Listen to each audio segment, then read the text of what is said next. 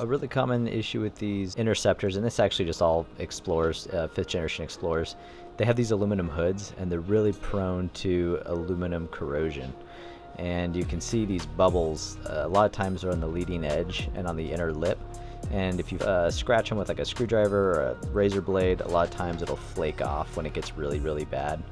And it'll be like nice and white and powdery on the inside, and that's just real common to have this aluminum corrosion on these hoods. And I'm not exactly sure the real root cause. I think they just weren't prepped and coated right from the factory, and you can see how white and powdery it is. That's the aluminum corroding, because aluminum doesn't rust, it just corrodes. It's not quite as bad as rust, but it does spread just like rust, just a little slower, but it's not too bad to correct, and I'll show you how I like to approach going about and fixing these and hopefully preventing it from happening again. Typically what causes the corrosion to start is that you'll get a rock chip or something like that, which is why it's usually starting on the leading edge and under the lip. So you get a rock chip, it exposes it to that bare aluminum underneath that hasn't been treated properly, and then it just spreads, and it spreads over the top, and it spreads under that lip all the way down to the seam sealer, and sometimes even beyond the seam sealer, so you can see it bubbling there underneath the little rubber seal here.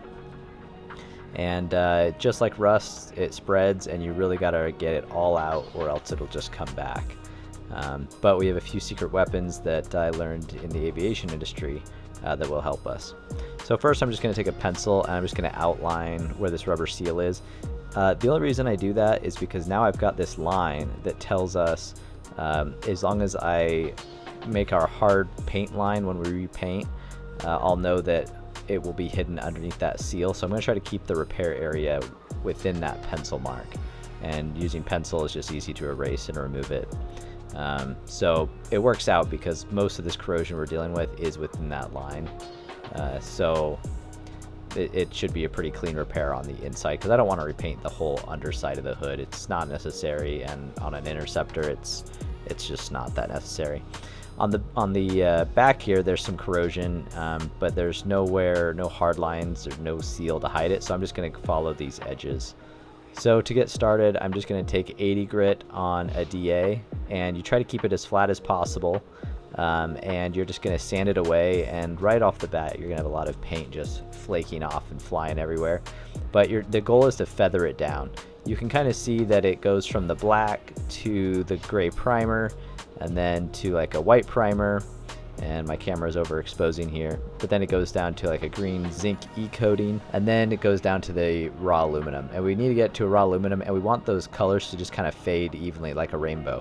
You don't want to have any hard lines where the paint chipped away, because that means there's still some corrosion hiding underneath. When you get this smooth transition that's between colors, that's when you know that the corrosion is all gone. So you're going to do this for the entire hood.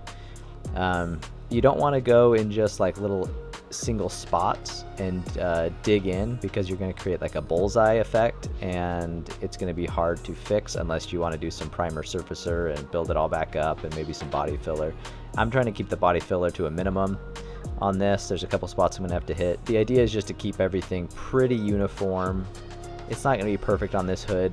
On the underside, you see this yellow in there. It almost looks like a line of caulk. That's seam sealer, which is kind of applied like caulk, and a lot of times the corrosion will travel underneath it. And so I actually sanded this back beyond the seam sealer and removed some of that seam sealer just to get to as much as I can. And you're never going to get all of this, because some of the corrosion is going to seep behind the cracks.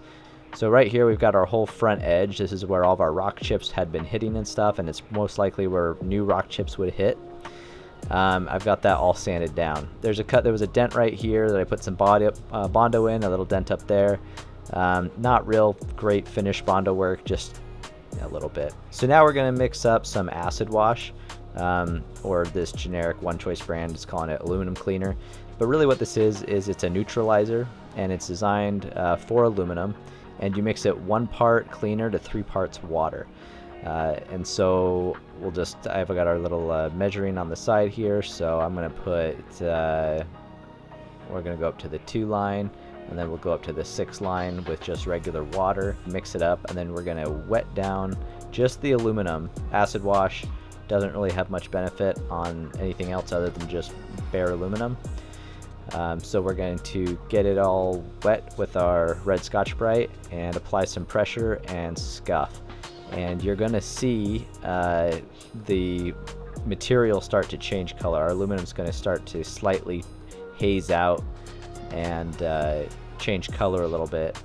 And you're going to see that aluminum cleaner gets discolored, gets all gray as we are scuffing out all the impurities and neutralizing any remaining corrosion that is embedded in the aluminum.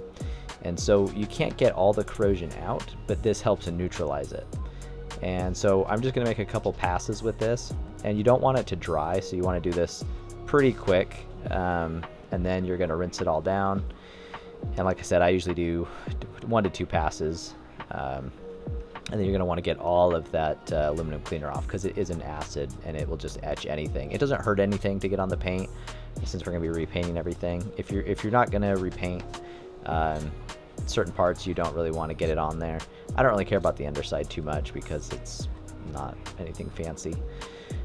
So yeah, I'm going to get it all up in here on the underside. Like I said, what that's doing is this is neutralizing the corrosion that is in there. This is especially important on the underside because it's going to soak into a lot of these cracks and hopefully stop the corrosion in the seam dead in its tracks. Next, we're going to take this aluminum conditioner, which is also known as iodine. These are both materials that we use every day in aviation, not very commonly found in regular automotive refinishing. Iodine is this yellow stuff, and it has heavy metals in it, and what it's doing is making a rapid accelerated corrosion that's controlled. And it's kind of like how when forest fires go and do a pre-burn to stop a forest fire from coming through. This is kind of the same concept. So what this is doing is it's actually converting the metal and creating a little layer of controlled corrosion with those heavy metals that are in it. And you'll see it actually turns that raw aluminum, where it got a good treatment, it turns it kind of a orange or gold color. And that's how you know that it worked out real well.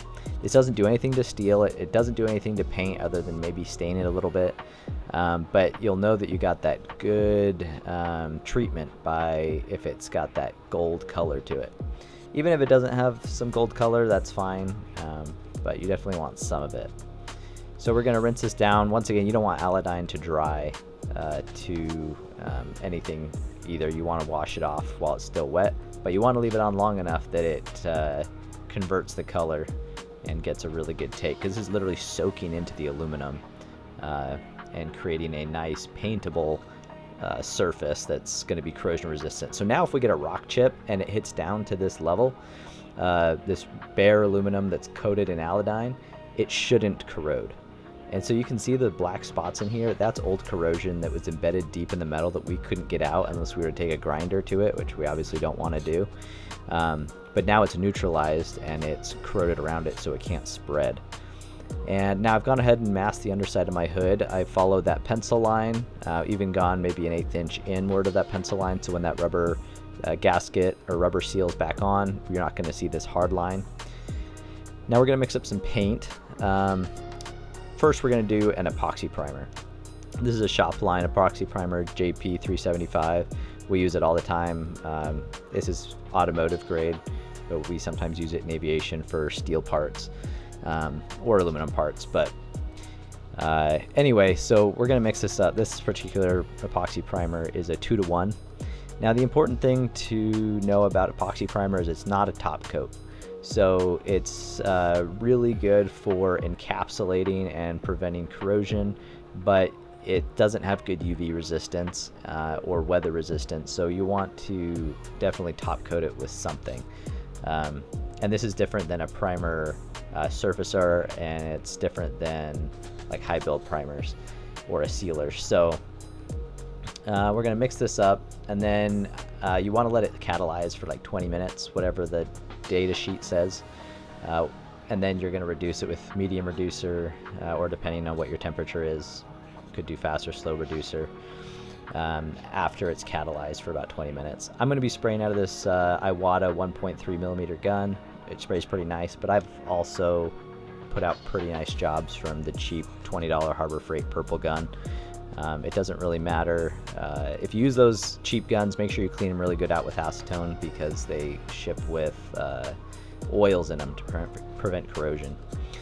So what I'm doing now is using a wax and grease removing solvent, and this is just cleaning the surface. And this was a really dirty hood. I probably should have cleaned it with like soapy water and a Scotch-Brite when I first came in, but I didn't, and so I'm doing a lot of extra cleaning now. And the idea with this is you spray on the wax and grease remover, it dries pretty quickly, and you're going to wipe it down with one of these paper towels until you don't see any dirtiness. You can see there's still some dirtiness on there. You're going to keep doing this until all that dirtiness is gone over the entire panel, and this could take 3 to 4 passes depending how dirty it is. And just keep using a new towel, because we're not wanting to just be wiping contaminants all around. So we're going to do this until we get it nice and clean. Then we're going to let it flash off and dry so it doesn't look wet at all anymore. Then we're going to take a tack cloth, which is this green cloth I have here, which is kind of like a thick paper towel, but it's got beeswax in it. And there's a lot of different brands. The best brands have beeswax in it. And you just lightly drag it across the surface. We're not pushing it in. We don't want to transfer the beeswax onto the panel. But what it does is it just picks up little dust and dirt nibs. And then I wipe my sleeves off as well, so when I'm reaching over the panel, it doesn't drop stuff onto it. Now this epoxy primer we're just spraying, I start with the edges and the underside first.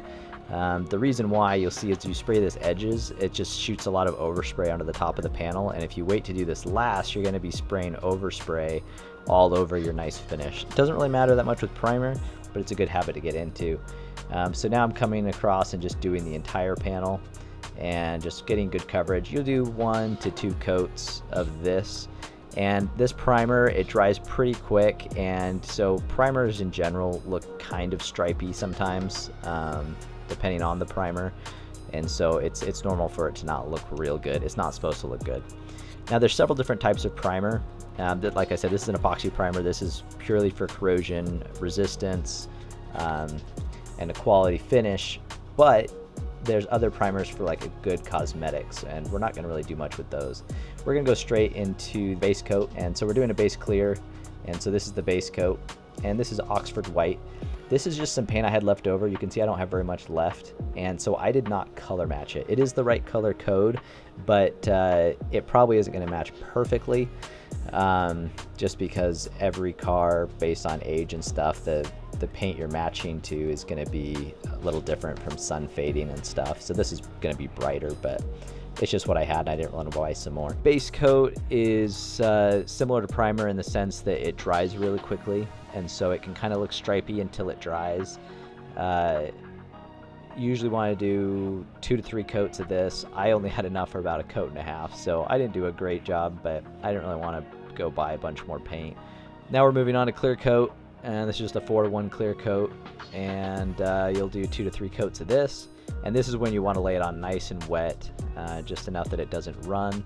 And like I said, a few coats. Everything you spray, you're going to want to follow the technical data sheet. 1 coat I'll do vertically, then the next one I'll do horizontally, and I'll just go back and forth. This prevents any striping showing up. This is especially important if you're doing like metallics and stuff like that. Now this is the finished product, and I didn't get out here before it started raining, so it's not a very good example because you can't see any of the imperfections that I did. There weren't many, but there were some dirt nibs and stuff just from painting in a not super clean paint booth. You can also see this color here is a bit brighter. It is the right paint code, but it is a lot brighter because I just did a butt match and didn't get an exact color match. The shop that sells paint can go out to your vehicle and have variance chips and or like a light camera, and can get the exact picture. But this is the end product, much better than that black hood, and no more corrosion. Hope this helps.